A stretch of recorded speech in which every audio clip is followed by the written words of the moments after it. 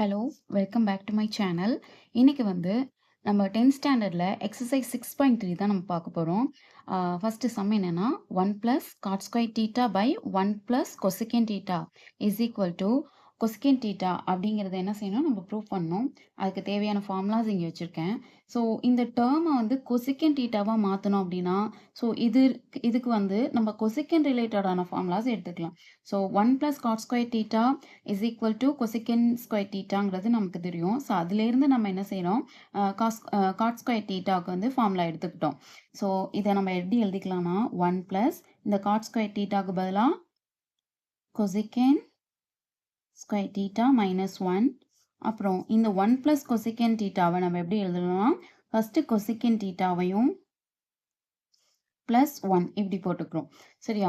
சரி, இதை பார்த்தீங்கன்னா கொசிகன் ஸ்கொயர் தீட்டா மைனஸ் 1ன்னு இருக்குது. இப்போ இந்த 1க்கு ஸ்கொயர் பண்ணுறோம் அப்படின்னு வச்சுங்களேன். இப்போ ஸ்கொயர் பண்ணாலும் அந்த வேல்யூ மாறாது. ஸோ அதனால நான் என்ன செய்கிறேன், அதை ஸ்கொயர் பண்ணிக்கிறேன்.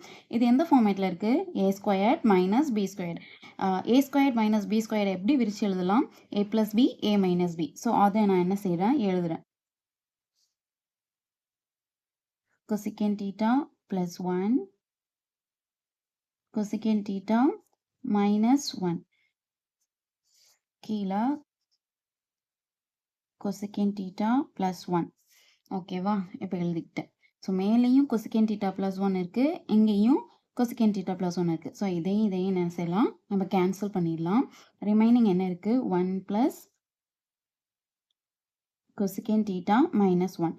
இந்த ப்ளஸ் 1ம் மைனஸ் 1ம் என்ன செஞ்சிடலாம், கேன்சல் பண்ணிட்டோன்னா நமக்கு ரிமைனிங் என்ன இருக்குது, கொசிகன் தீட்டா.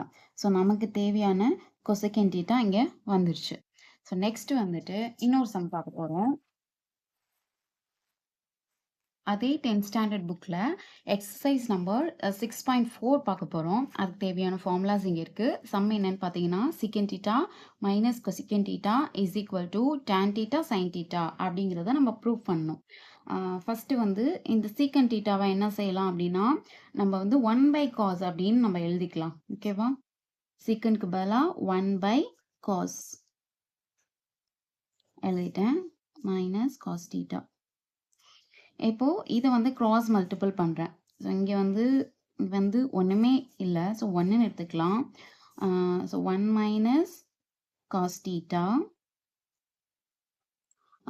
1 இன்ட்டு 1 1 மைனஸ் இந்த காசையும் மல்டிபிள் பண்ணால் 1 minus cos square theta divided by cos theta.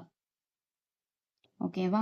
இந்த 1 மைனஸ் காஸ் ஸ்கொயர் தீட்டாவை எப்படி எழுதலாம் அப்படின்னா நமக்கு sine square theta plus cos square theta is equal to 1ங்கிறது தெரியும். So sine square theta is equal to இந்த காஸ் ஸ்கொயர் தீட்டா இங்கே வந்துச்சுன்னா 1 minus cos square theta. So இங்கே என்ன செய்ய போகிறோம், இந்த ஃபார்முலா அப்ளை பண்ண போகிறோம். By cos theta. இப்போது 2 சைன் இருக்குது, அதை நான் தனித்தனியாக பிரித்து எழுதுகிறேன். Sine theta by cos theta, நமக்கு இன்னொரு சைன் தீட்டா இருக்குது. Okay, so sine by cos என்ன வரும், டேன் வரும். So tan theta into sine theta. So நமக்கு தேவையானது கிடச்சிருச்சு. டேன் தீட்டா சைன் தீட்டாங்கிறத ப்ரூவ் பண்ணியாச்சு. நெக்ஸ்ட்டு அடுத்த சம்மோடு நான் பார்க்குறேன். தேங்க்யூ.